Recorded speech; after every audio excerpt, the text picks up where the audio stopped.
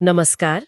आज हम श्वेताश्वतर उपनिषद पर जो बातें हुई हैं, जो व्याख्यान है, उन पर थोड़ी गहराई से चर्चा करेंगे। हाँ, ये स्रोत हमें आत्मज्ञान और असलियत मतलब वास्तविकता क्या है इसे समझने में मदद करते हैं। बिल्कुल, ये उपनिषद तो आत्मा, ब्रह्म, जगत जैसी काफी गूढ़ चीजों को समझने की कोशिश करता है। सही कहा।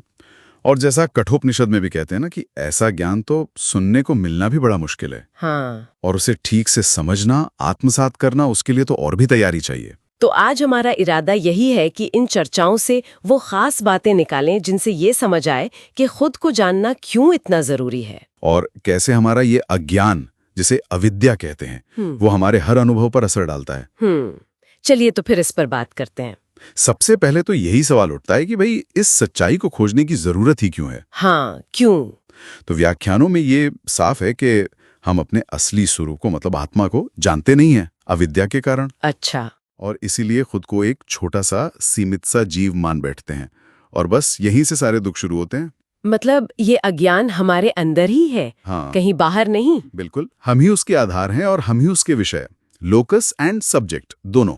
और इसी वजह से जैसा आपने कहा, ये जीव वो सुख दुख के चक्कर में फंसा रहता है, बिल्कुल असहाय। हाँ अनीश, लाचार, मतलब वो चुन नहीं सकता कि कब सुख आए कब दुख, ये तो बस होता रहता है। ये एहसास तो शायद हम सब कहीं ना कहीं महसूस करते ही हैं। सही बात है।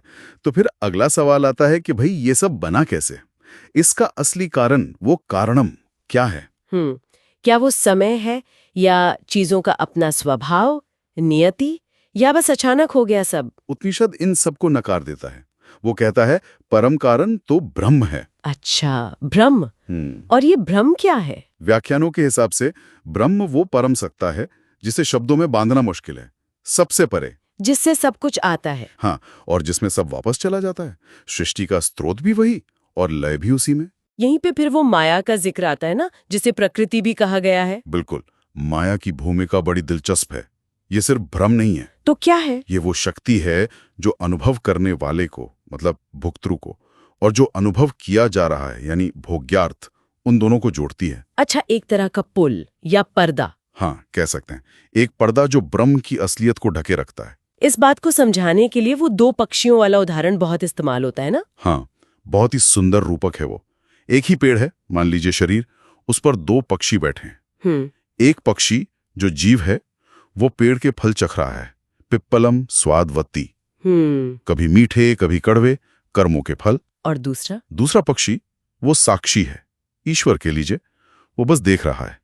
अनशनन्यो अभिचाकुशीति, बिना कुछ खाए शांत। अच्छा, मतलब एक पूरी तरह डूबा हुए फलों के स्वाद में, और दूसरा बस देख रहा है, बिल्कुल अलग। बिल्कुल, एक लिप्त है, दूसरा अलिप्त, साक्षी। और कहते हैं कि जब वो फल खाने वाला पक्षी जीव पलटकर उस देखने वाले पक्षी को देखता है, उसकी महिमा को समझता है। हाँ, महिमानम, जब वो उसके महत्व को पहचानता है तो वीत शोक हो जाता है, मतलब शोक से, दुख से पार हो जाता है।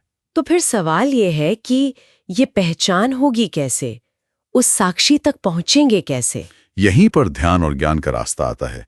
मेहनत करनी होगी, स वीर्यम करवावहे, मिलकर पुरुषार्थ करें। मन को शांत करना होगा, एकाग्र करना होगा। हाँ बिल्कुल, और तैयारी भी चाहिए। सही जगह हो, समतल, साफ, शांत, सही आसन हो, शरीर सीधा स्थिर, तृत्युन्नतम स्थाप्य समम शरीरम। अच्छा, और ध्यान में कुछ अनुभव भी होते हैं, जैसे रोशनी दिखना। हाँ, हो सकते हैं, प्रकाश दिख सकता है जैसे सूरज, बिजली, क्रिस्टल जैसा, या गहरी शांति महसूस हो सकती है। लेकिन यह समझना जरूरी है कि ये पड़ाव हैं, मंजिल नहीं। ये खुद ब्रह्म नहीं है। नहीं, ये ब्रह्म नहीं है, ये बस संकेत हैं कि आप सही रास्ते पर हैं, मील के पत्थर जैसे। सबसे जरूरी चीज फिर क्या है? सबसे जरूरी है आत्मा अनात्मा विवेक। ये पक्का जानना कि मैं ये शरीर नहीं हूं, ये मन नहीं हूं, बुद्धि भी नहीं हूं, मैं वो देखने वाला, जानने वाला साक्षी हूं। ज्ञात्वा देवम, उस दिव्य स्वरूप को जानकर ही सारे बंधन कटते हैं। सर्वपाशाय मुच्यते। हाँ बिल्कुल, उसे जान लिया तो सब बंधन कट गए। और आखिर में यही मुक्ति है, मोक्ष। हाँ, वही मोक्ष है।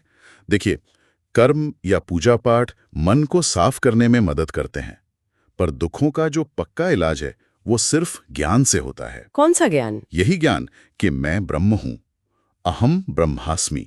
ये कोई चीज नहीं है जिसे पाना है, ये तो बस पहचान है अपनी। अपने सच्चित आनंद स्वरूप की, अस्तित्व, चेतना, आनंद। बिल्कुल, अपने इसी सच्चिदानंद स्वरूप को पहचान लेना। तो श्वेताश्वतर उपनिषद पर जो ये सारी बातें हैं, उनका निचोड़ यही है कि हम खुद को भूले बैठे हैं, अज्ञान में हैं, और यही बंधन है। हाँ, और अपने असली अनंत साक्षी रूप को जान लेना ही मुक्ति है।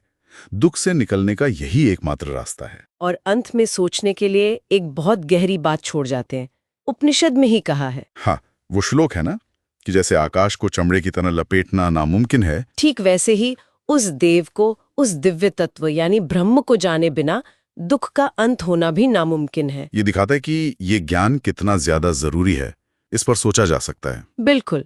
इस गहन विषय पर हमारे साथ जुड़ने के लिए धन्यवाद। और हमें हमेशा अपने गुरुओं का और इस ज्ञान परंपरा का आभारी होना चाहिए, जिनसे ये समझ हम तक पहुंची है। यस्य देवे परा भक्ते कुल। और अगर ये चर्चा अच्छी लगी, कुछ काम की लगी, तो इसे लाइक करें, शेयर करें, और हाँ, तंत्र क्वेस्ट को सब्सक्राइब करना न भूलें। हाँ, जरूर। अगली बार फिर मिलेंगे एक और गहरी पड़ताल के साथ। तब तक सोचते रहिए, खोजते रहिए।